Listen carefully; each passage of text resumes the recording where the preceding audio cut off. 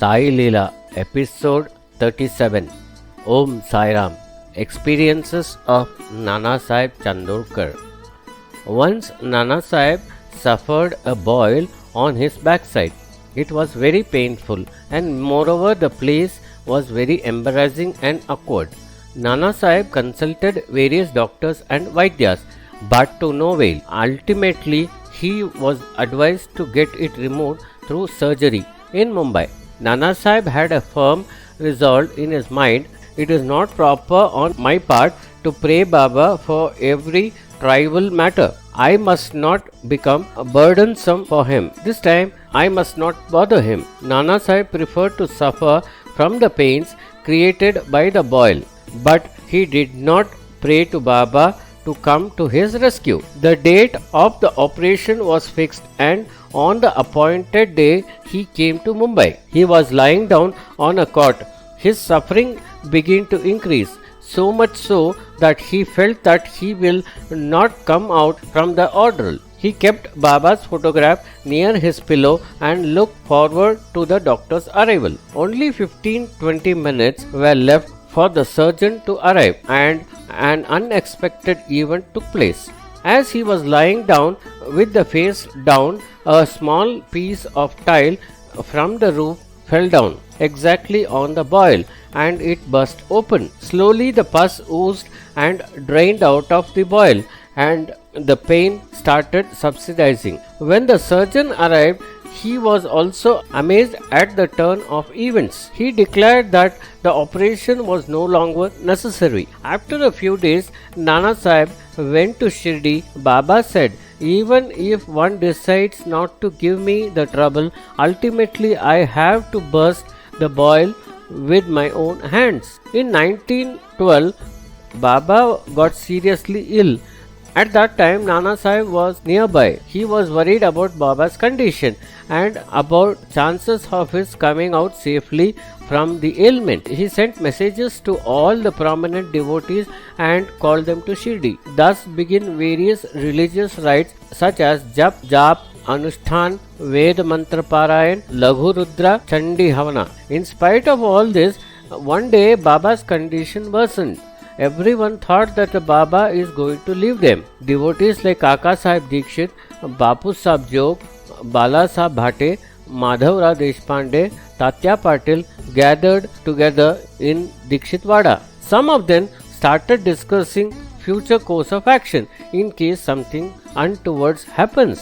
Some of them felt that they must take Baba's opinion about whether his body should be taken to Dargah or Vada. They felt that in the absence of clear directions from Baba in this regard, there is a likelihood of major dispute between the Hindus and Muslims. But who will ask such question to Baba? Ultimately, this difficult task fell upon Nana Sahib, but he also was reluctant to ask such a delicate and embarrassing question. Just then, an amazing event took place. An unknown person came to the Dikshit Wada where those devotees had gathered together. He said, "Are you Nana Sahib?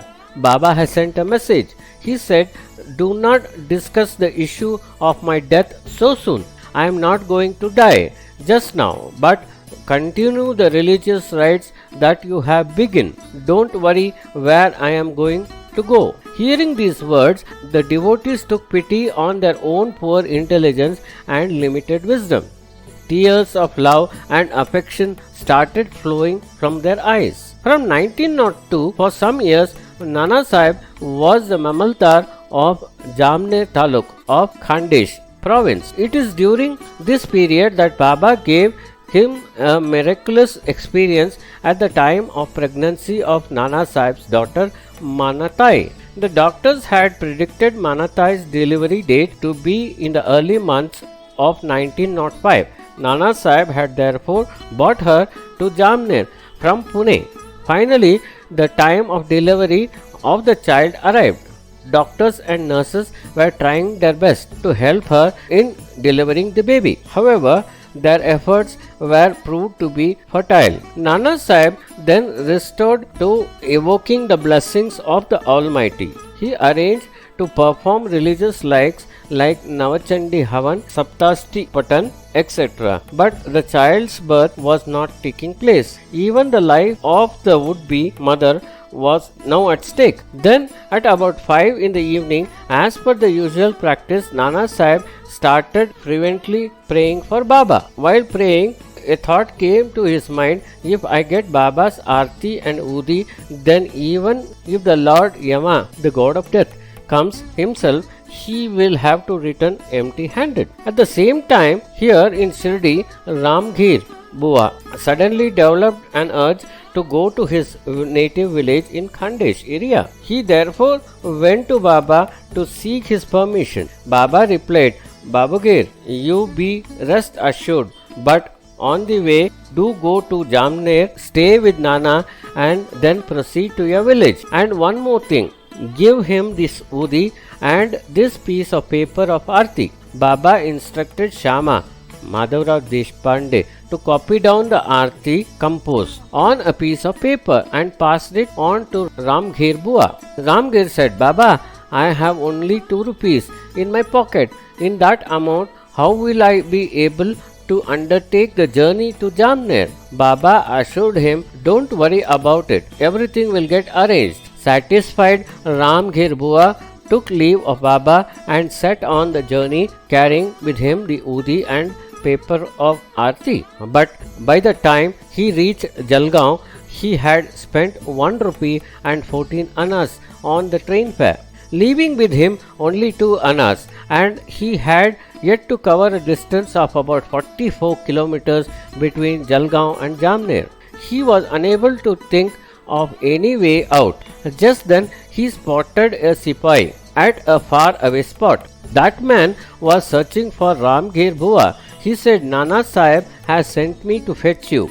He is anxiously waiting for you. Let us not waste any more time. Hearing this, Ramgir Bua was overjoyed. His worries were over. He immediately sat in the tonga bought by the man. From the type of moustache, beard and clothes worn by the Sipai, he appeared to be a Muslim. The duo travelled throughout the night. In the early hours of the morning, the Sipai halted the tanga by the side of a stream to give rest to the horse. He fetched water from the stream and took out some snacks. Ramgir Bua was worried about eating food from the hand of a Muslim, but the Sipai immediately resolved the issue and clarified that he is a Kshatriya Rajput.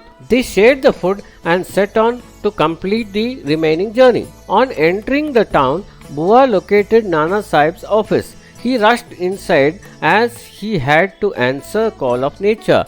On returning, he found that the Sipai, the tonga and the horses were nowhere to be seen.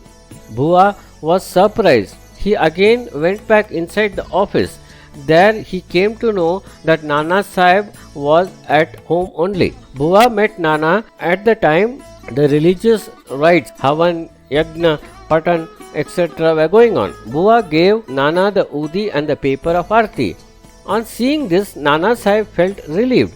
In spite of the difficult circumstances prevailing around him at that time, he immediately called his wife and asked her to feed the Udi through water to Manatai, and he himself began to recite the Aarti. The moment the Udi entered her stomach, Manatai's pain began subsiding, and in due course she delivered the baby. Everyone around heaved a sigh of relief. Bua now inquired with Nana, I don't see the Tangawala you had sent to fetch me. Where is he? Nana Sahib got confused. He replied, I did not send anyone. No one here knew that you were coming. Then where is the question of sending someone to fetch you? Bua narrated in detail the story from its very beginning. On hearing it, Nana Sahib was stunned and moved. Tears started streaming from his eyes. Unfortunately, the child delivered by Manatai did not live long. Manatai had lost a husband just before the birth of the child due to the epidemic of plague. The second death was a tremendous blow to the family. In her disheartened mood, Nana Sahib went to Shirdi along with his wife. He sat at the feet of Sri Saibaba, but he realized that Baba was not paying his usual attention to him. Nana Sahib was restless to notice that Baba had not even asked his question, inquired about his well-being. Ultimately, he could not hold back himself any longer and asked Baba, "We are always under the shelter of your blessing. Even then, we are facing so many hardships and unfortunate calamities. What should we do?" The advice that Baba imparted on this is worth pondering on. He said, "Nana, if you were coming to me only to save the life of your son-in-law and grandson, then it is your mistake. Don't come to me for such reasons, because I don't have the control over death and birth. They are depending on the deeds of your earlier birth. Even the Almighty God does not interfere in these matters. Will He ask the sun or the moon to change the times of the rising or setting? He cannot do it, and He will not do it because it will create a chaos in the universe." Nana then asked, "Then how do you predict what is going to happen in the future?" Baba gave a clarification about the miracles that he had performed.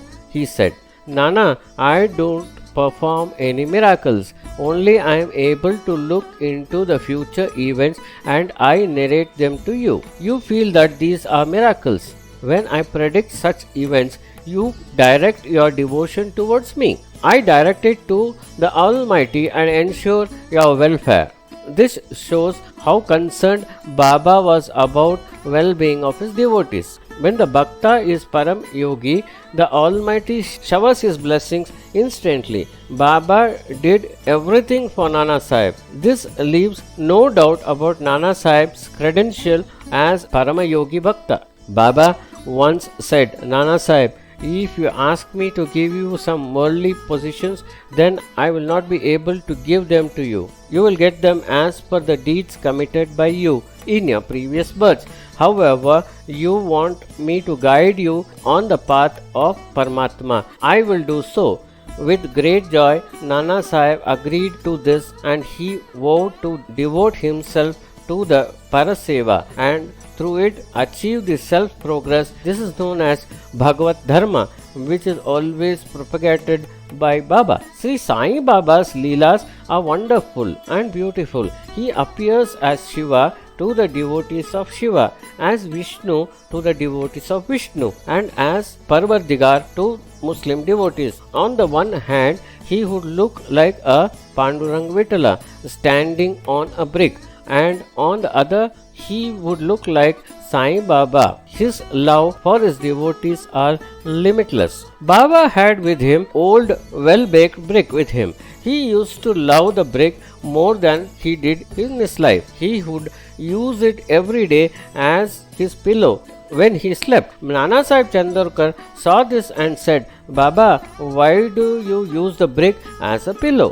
I will have a nice pillow stitched for you. Please throw away that brick." Baba then replied, "Even if you bring me hundreds, thousands of pillows, they will not equal this brick.